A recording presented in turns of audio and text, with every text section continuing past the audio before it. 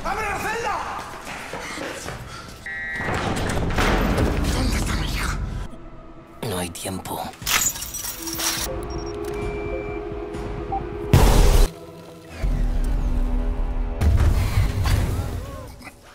Ya están aquí. Halo guys, kembali lagi bersama saya Stephen di channel Bro View. Kali ini saya akan membawakan alur cerita film yang berjudul The Longest Night. Film ini mengisahkan tentang kelompok bersenjata dengan pemimpinnya bernama Lennon melakukan misi mengepung penjara psikiatri dan juga memutus semua alat komunikasi. Hal tersebut dilakukan agar bisa menangkap seorang pembunuh berantai. Seperti apakah kisahnya? Langsung saja, sebelum masuk ke ceritanya seperti biasa siapkan apa? Ya tentunya kopi dan nutbray untuk menemani kalian dalam menonton alur cerita film ini. Dan sekarang kita masuk ke filmnya.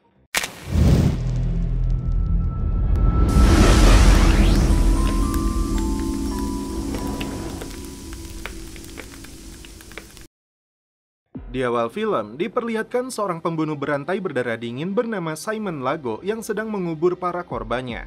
Karena sepak terjangnya yang keji dan biadab, Simon dijuluki aligator. Dengan kejinya, pria ini bahkan mengubur hidup-hidup korbannya yang dibungkus dengan plastik.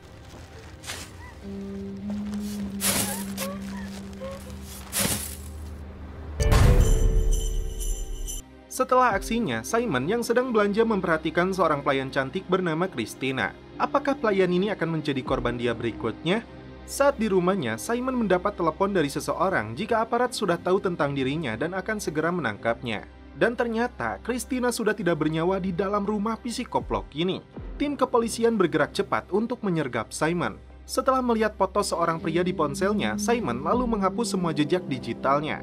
Karena tidak melakukan perlawanan, polisi dengan mudah membekuk pembunuh berantai ini.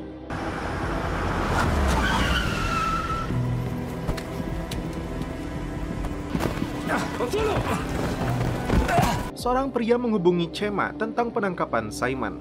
Belum jelas apa hubungan mereka, tapi sepertinya Chema kecewa, seharusnya dia bisa mencegah hal ini. Dia berjanji akan memperbaiki masalah ini, tapi sepertinya Chema sudah ketakutan dan memilih untuk bunuh diri.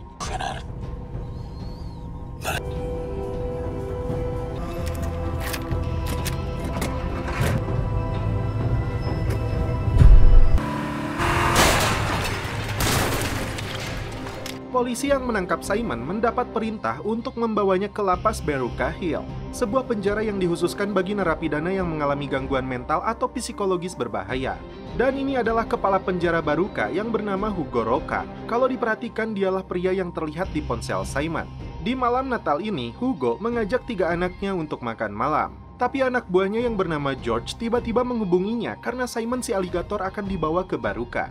Malam ini juga, Hugo harus datang ke penjara. Meskipun rencananya tersangka itu besok pagi akan segera dipindahkan lagi ke penjara lain. Makan malam Hugo dan ketiga anaknya pun gagal, dan karena itu anak sulungnya yang bernama Laura kecewa dan memilih untuk pergi ke rumah ibunya. Sedangkan Gully dan Ali akan ikut bersama Hugo ke penjara. Pa, en un manicomio. Laura. Nos vemos mañana, ¿vale? Laura. Penangkapan Simon sebagai pembunuh berantai paling brutal menjadi headline. Kasusnya bermula saat 3 tahun lalu ditemukan 9 mayat yang telah dimutilasi. 3 bulan kemudian, polisi menemukan kembali 11 mayat lainnya dengan kasus serupa yang dikubur di area perumahan. Seorang pria bernama Lennon menyaksikan tayangan ini dengan seriusnya. Sebelum penangkapan hari ini, aparat seringkali kehilangan jejak dan petunjuk. Lennon lalu mengumpulkan Russo dan seluruh anak buahnya, karena dia punya pekerjaan besar untuk mereka semua dalam misi membawa Simon dari penjara itu. Sampai di penjara, Simon melalui prosedur pemeriksaan terlebih dulu. Jarum jam saat itu menunjukkan pukul 6:30 malam. Sí, sí, lo sabemos. ¿Pero por qué han mandado traerlo aquí? Eso.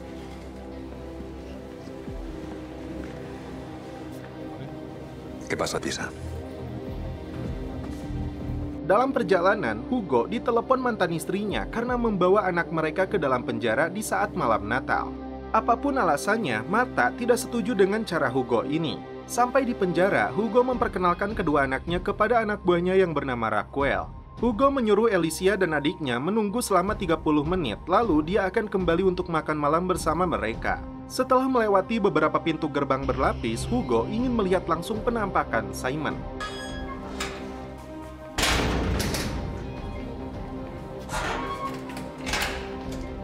Sebelum itu, dia bertemu dengan petugas baru bernama Macarena yang ditugaskan di penjara ini.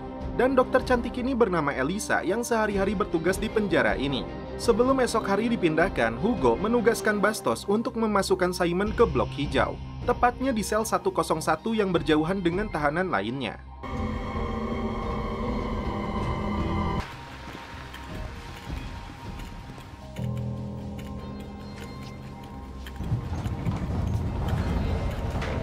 Hugo tidak ingin tahanan lain tahu jika penjara ini sedang kedatangan tamu spesial. Sebelum dimasukkan ke selnya, Hugo sendiri yang langsung memastikan sel itu aman.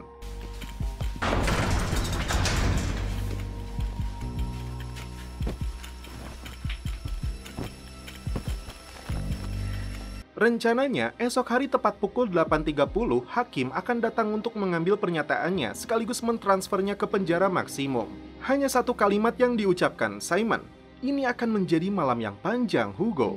Hugo sendiri heran dari mana Simon tahu namanya, padahal tidak satupun petugas yang memberitahunya. He dicho mi nombre. ¿Cómo? ¿A quién? Al Caimán.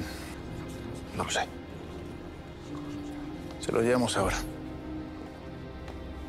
Que va a ser una noche muy larga.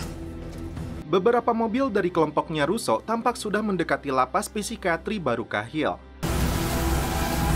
Hugo dan anak buahnya kemudian mengunjungi beberapa napi yang sedang merayakan Natal sekaligus memperkenalkan Macarena sebagai petugas baru di penjara ini. Selain wanita bernama Randa yang sebentar lagi akan menghirup udara bebas, ada si Nur yang berambut cepak dengan tato di lehernya. Nur sepertinya tidak suka dan mengejek Randa karena sama-sama bukan orang normal. Napi lain yang bernama Javi memberi peringatan kepada Nur untuk menjaga sikapnya, namun si Nur tidak peduli. Kemudian ada seorang napi Chinese mengingatkan Randa untuk menyelesaikan tugas mereka sebelum Randa pergi. Ternyata setelah perceraian dengan Marta, kepala penjara ini menjalin asmara dengan Dr. Elisa. Elisa menilai Simon bukan pembunuh biasa, tapi dia itu cerdas, tahu cara memanipulasi dan memanfaatkan orang lain. Elisa meminta Hugo dan semua orang agar jangan pernah bicara lagi atau memberi Simon perhatian malam ini. Bastos lalu mengajak Macarena melihat beberapa bagian penjara ini, tapi yang perlu dia waspadai adalah blok merah yang dihuni tahanan yang cukup berbahaya. Sebenarnya, lapas ini sudah tidak layak untuk disebut penjara karena beberapa bagiannya sudah lapuk. Bastos menyuruh para napi yang berada di halaman blok merah ini untuk kembali ke sel karena waktunya sudah habis. Setelah mendapat informasi kedatangan para penjaga, Cherokee segera memberitahu Carmelo yang sedang menggali terowongan di dalam toilet untuk segera keluar. Cherokee yang menggunakan kaki palsu ini sengaja memicu perselisihan dengan Bastos, yang berniat untuk masuk ke toilet mencari keberadaan Carmelo. ¿Cagando? ¡Carmelo! Toca huevos. Nada, jefe. Venga, dame el balón. El balón. ¿Qué es Navidad? ¡Ya! ¿Es Navidad? Karena tindakannya itu, Bastos membawa Cherokee kembali ke selnya. Setelah itu dia pukuli. Adentro.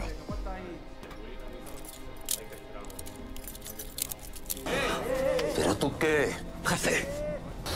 ¿A qué vino eso? Doctor.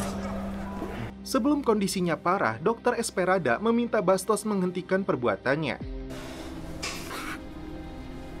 Que estoy bien, tranquilo, hombre. Tengo que verte esos golpes. Doctor, está todo... Nada, yo le explico.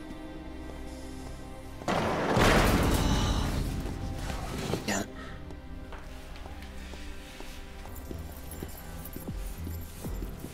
Andando. Kelompok bersenjata ini mulai menjalankan operasinya. El paquete que he puesto encima del armario para que no lo vea Arián. Russo, ¿estás? Todo listo.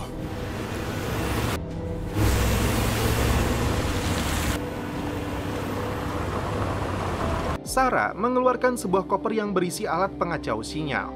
Hugo sangat terkejut saat mendapat pesan video anak sulungnya Laura sedang disekap. Jika dia tidak melepaskan Simon, maka anaknya itu akan dibunuh. Hugo segera berlari ke sel Simon, menyuruhnya segera membebaskan putrinya. ¡Abre la celda!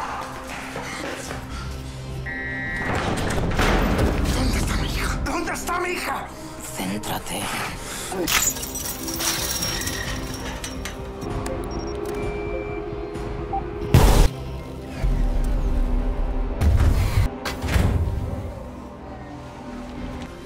Ya está. solo aquí, está todo a oscuras. Kelompok pembunuh bayaran ini ternyata menginginkan juga Simon, mungkin untuk dibunuh karena alasan tertentu. Hugo harus menolongnya jika nyawa Laura ingin selamat. Kelompok itu selanjutnya meledakkan trafo yang mengakibatkan aliran listrik di seluruh penjara ini padam. Komunikasi dengan dunia luar pun terputus total. Mereka berhasil masuk dan menyandera sejumlah petugas yang berada di pos depan. Penglihatan CCTV pun dibutakan. Raquel.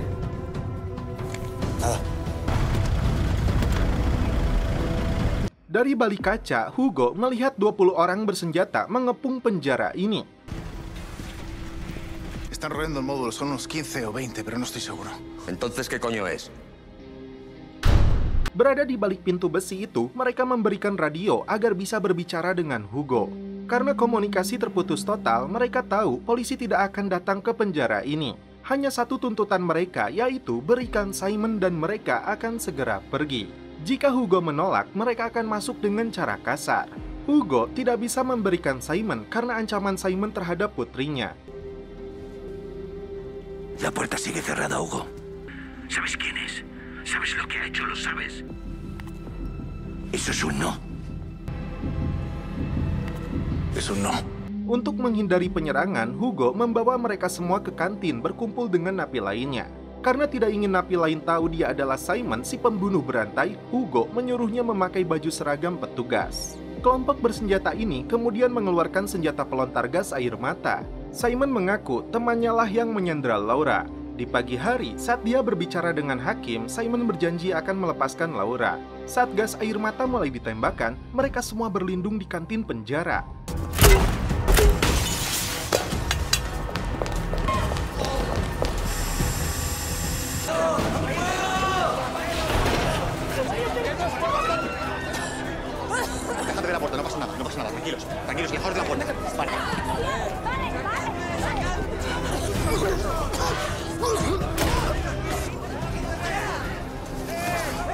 Yang Hugo khawatirkan adalah kedua anaknya yang terjebak di dalam kantornya. Karena tidak ada sinyal sama sekali, Alicia tidak bisa menghubungi ayahnya. Agar adiknya tidak ketakutan, dia berpura-pura menelepon ayahnya jika saat ini sedang dilakukan simulasi, jadi mereka disuruh menunggu. No salen. ¿Qué hacemos? Ya lo verás.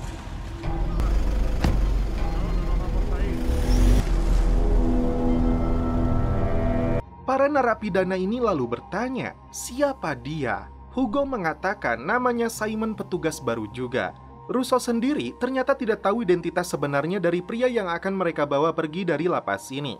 Ternyata mereka membawa 3 narapidana yang sebelumnya kita lihat tangannya diborgol di salah satu sel. Karena Hugo tidak mau melepaskan Simon, ketiga napi ini langsung dieksekusi mati. No puedo darte simulacro.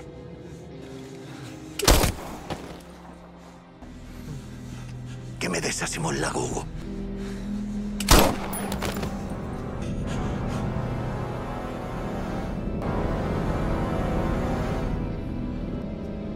Preparaos, vamos a entrar.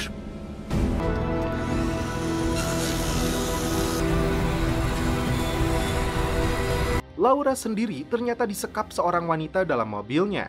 Saat dia berhasil melepaskan ikatannya, Laura memaksa wanita ini berhenti hingga mobilnya mengalami kecelakaan. Calla. Por favor. Que pare el coche. Lalu, setelah itu film pun berlanjut ke episode 2. Situasi buruk terjadi di Blok Merah yang dihuni ratusan napi berbahaya. Pimpinan gangster di sana yang bernama Cardena memimpin pemberontakan yang menyandera beberapa penjaga, dan sisanya memilih untuk berlindung. Tenemos que mantener el control, que nadie abandone su puesto hasta que... Tidak ada persenjataan selain perisai dan pentungan yang tidak mungkin bisa digunakan untuk melawan kelompok bersenjata itu. Terungkap di sini alasan si Randa di penjara karena saat dia sedang memainkan piano di sebuah pesta, ada beberapa pria yang justru menertawakannya. Karena tidak terima, Randa menghabisinya dan wanita Chinese itu ternyata hanya halusinasinya saja.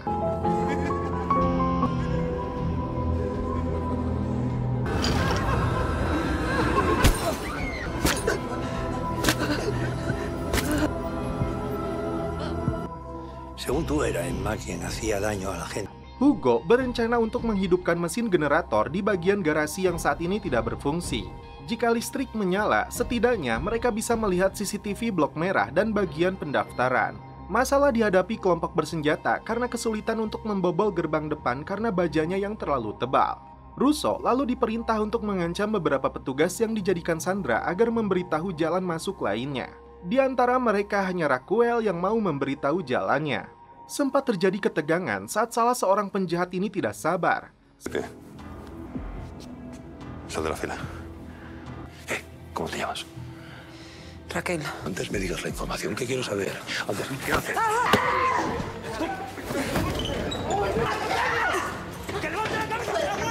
Salah seorang napi dari blok hijau bernama Pinko mengaku teknisi listrik yang bersedia membantu memperbaiki generatornya. Willy tidak setuju dengan cara ini. Kenapa mereka repot-repot melawan kelompok bersenjata itu, padahal tinggal serahkan saja si Simon ini. Tentu saja Hugo menolaknya karena dia tahu apa yang sebenarnya terjadi. Mengetahui ada yang tidak beres, Nur mengajak napi lainnya untuk menguping pembicaraan para petugas penjara itu. Hugo mengajak Willy, Macarena, dan Pinko untuk menyalakan generatornya. Sedangkan Dr. Elisa akan mengunci lagi pintunya dari luar. Bastos tetap standby di kantin untuk mengawasi Simon dan tahanan lainnya. Russo dan Sarah mencari denah penjara ini di ruangan Hago. Dari salah satu kotak itu, ternyata Sarah menemukan file dirinya. Apa itu artinya Sarah pernah ditahan di lapas ini? Dokumen itu dia sembunyikan karena dia tidak ingin Russo tahu. Ternyata Alicia dan Guil sedang bersembunyi di ruangan tersebut. Sarah menemukan peta tentang penjara ini dengan blok hijau dan blok merahnya. Terdapat sebuah lorong bawah tanah yang menghubungkan keduanya. Sarah mengusulkan melewati halaman untuk sampai ke sana. Informasi ini lalu mereka sampaikan kepada pimpinan operasi tersebut. Sementara itu, Nur memprovokasi tahanan lain untuk melakukan pemberontakan dengan 2 sajam yang dia pegang. Karena saat ini hanya Bastos seorang diri yang mengawasi mereka. Alicia mengajak adiknya untuk pergi dari ruangan ini mencari ayah mereka. Sebelum pergi, Guil meninggalkan pesan agar ayah mereka tahu saat datang ke kantor ini. Kelompok bersenjata itu mulai bergerak ke ruang garasi. Di saat yang sama, Hugo dan anak buahnya sudah berada di dalam untuk menyalakan generator. Setelah mereka masuk, Elisa mengunci kembali pintunya. Ketika Hugo melihat penyerang itu mulai menjebol pintunya, dia susun rencana untuk menjebak para pelaku ini. Sementara itu, Alicia menggunakan senter dari ponselnya yang lowbat untuk berjalan di lorong bawah tanah mengarah ke blok merah. Saat para penjahat masuk, ini yang terjadi.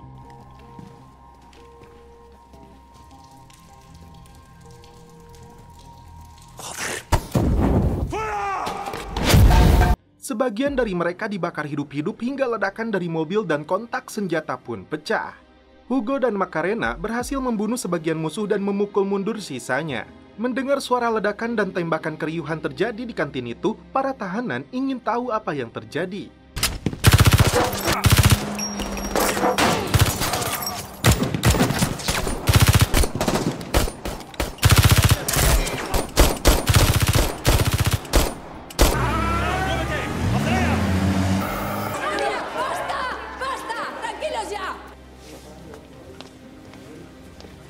¿Por qué no nos metemos en sus celdas? Como los demás. Además, A mí no me das miedo. por eso creo que Vuelve a... Nur kembali memprovokasi Javi untuk melakukan pemberontakan dengan sajam itu.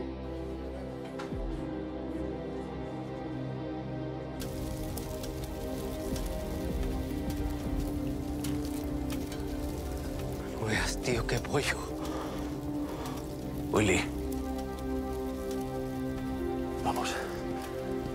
Pero te he visto que...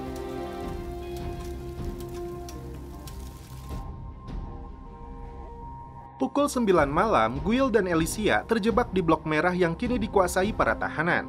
Setelah mengetahui mereka berdua adalah anak dari kepala penjara, Cardena akan memanfaatkannya. Seorang napi memberi kode kepada Alicia agar pergi dari sini. Hugo menekan pimpinan kelompok ini untuk segera pergi karena ledakan tadi akan memancing layanan darurat untuk datang. Tapi mereka tidak mau juga pergi dan tetap melanjutkan operasinya. Willy membantu Pinko untuk menyalakan generatornya, sedangkan Hugo dan Macarena akan menyelamatkan Guil dan Alicia. Belum jelas apa hubungannya, namun pria yang tadi menghubungi Cema tentang penangkapan Simon mengirim pesan kepada seseorang. Saat Diego memberitahu Bastos situasi di Blok Merah tiba-tiba ricuh, Javi menyandra Simon dan Nur mengancam Elisa. Tak diduga, sisi buruk Randa kembali muncul memukuli Bastos dengan kursi. Pinko berhasil memperbaiki generatornya dan listrik pun kembali menyala. Simon berhasil lolos, tapi tidak bagi dokter Elisa. Saat Hugo hendak menuju kantornya, dia melihat para penjahat itu menggunakan seragam sipir. Setelah berhasil masuk ke kantornya, Hugo tidak menemukan keberadaan anak-anaknya, hanya secari kertas yang ditulis oleh Guil. Tiba-tiba, mereka mendengar suara mobil pemadam kebakaran. ¿Alguien ha avisado, Van?